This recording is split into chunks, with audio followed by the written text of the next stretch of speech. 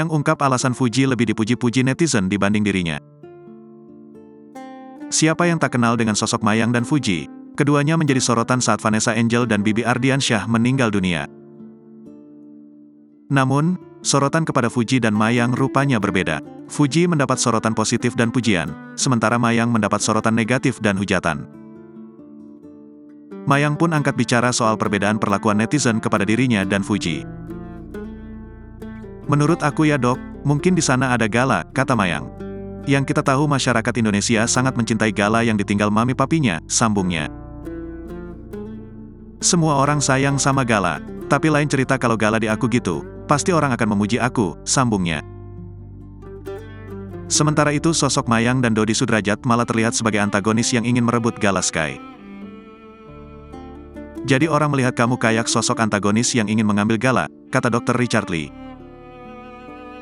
"Iya, tapi aku jujur juga kangen sama Gala," jawab Mayang.